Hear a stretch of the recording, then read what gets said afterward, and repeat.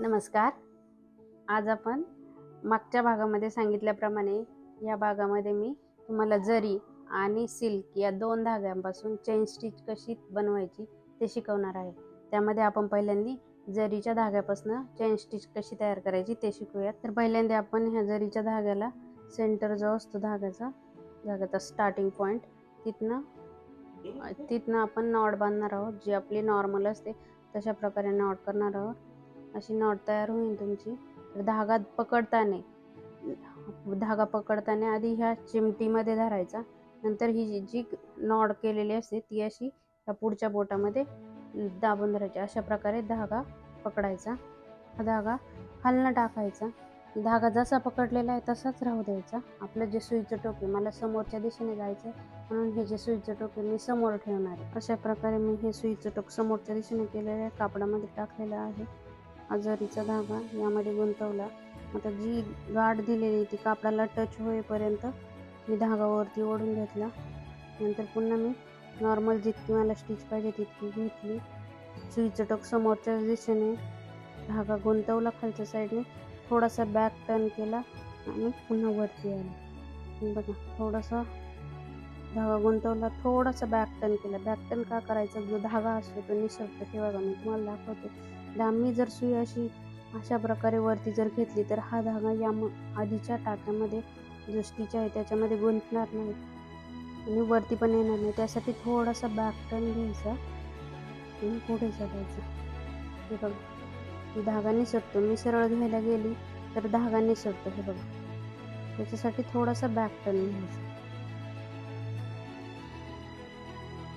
जी खालनं वरती येते स्टिच, थोडीशी वरती आल्यानंतर लगेच टर्न घ्यायचा आणि आधीच्या स्टिचमध्ये गुंतून घ्यायचं. अशा प्रकारे खूप सोपी पद्धत आहे, तुम्ही इझिली करू शकता. हे बघा,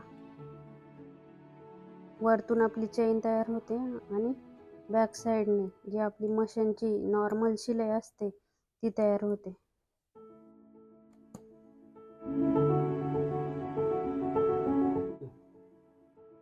अशा प्रकारे तुम्ही चेन स्टिच करू शकता.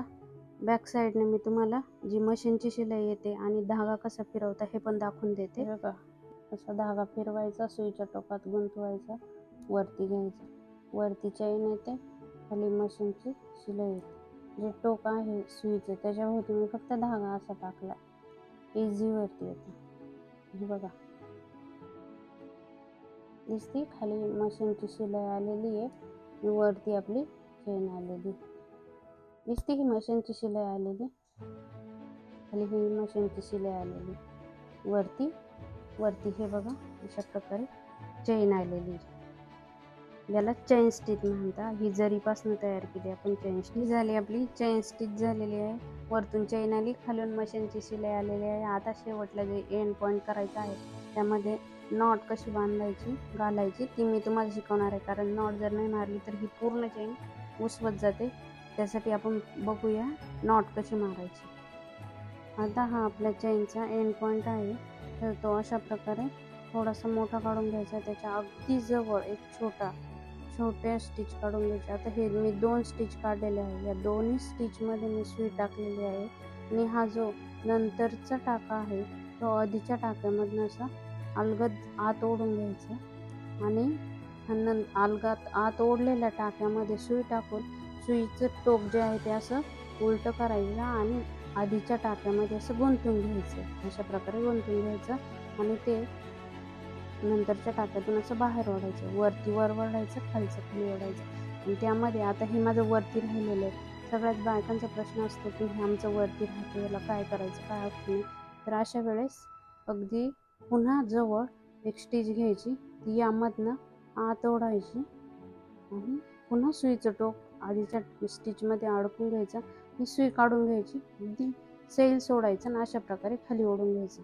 जे दिसत होतं ते पूर्ण खाली गेलेलं आहे. अशा प्रकारे ही जरीच्या धाग्यापासून चेन स्टिच बनवता येते. अशा प्रकारे आपण चेन स्टिच तयार केलेली आहे. तर मी मागच्या व्हिडिओमध्ये सांगितल्याप्रमाणे या व्हिडिओत मी जरीच्या धाग्यापासून चेन स्टिच कशी तयार करायची हे शिकवलेलं आहे. नेक्स्ट व्हिडिओमध्ये मी तुम्हाला सिल्कपासनं जी स्टिच अशा प्रकारची चेन स्टिच करायची ती शिकवणार आहे. त्यासाठी चॅनलला सबस्क्राईब करा आणि कमेंट्समध्ये सांगा की तुम्हाला नेक्स्ट व्हिडिओमध्ये दुसरं सिल्क सोडून दुसरं काय बघायला आवडेल. धन्यवाद.